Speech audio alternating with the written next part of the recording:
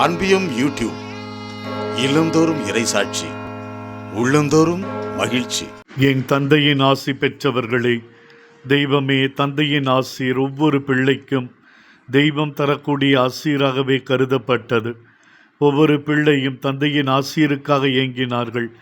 ஏசா தந்தையின் ஆசீருக்காக உரிமையுடையவனாய் இருந்த பொழுதிலும் சுவையான உணவுக்காக அந்த ஆசீரை இழந்தான். ஆனால் அதற்காக அவன் மிக வேதனையுற்றான். அந்த முழுமையான தந்தையின் ஆசீர் அவனுக்கு கிடைக்காமல் போனது. அவன் அழுது கதறினாலும் அது அவனுக்கு கிட்டவில்லை. தந்தையின் ஆசீர் யோசேப்புக்கு கிடைத்தது. உலக தந்தையர்களின் ஆசீர் ஒவ்வொரு பிள்ளைக்கும் கிடைக்கும் மிகப்பெரிய சொத்தாக கொடையாக கருதப்படும் பொழுது வானகத்தந்தின் ஆசீர் எவ்வளவு பெரிய கிருபை, கொடை, பொக்கிஷம். அந்த ஆசீரை பெறுவதற்கு மூத்த மகனாக இருக்க வேண்டிய அவசியமில்லை. பொருளாதார தகுதி தேவையில்லை.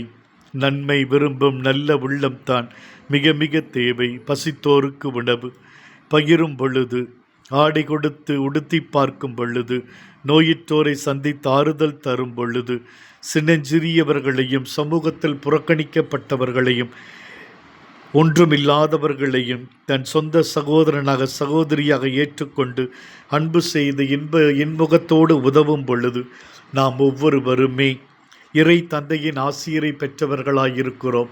அப்படி வாழ வரம் கேட்போம். இந்த அன்பியம் யூடியூப் சேனலை நீங்கள் ஷேர் பண்ணுங்க, சப்ஸ்கிரைப் பண்ணுங்க, லைக் பண்ணுங்க. Wish you all the best.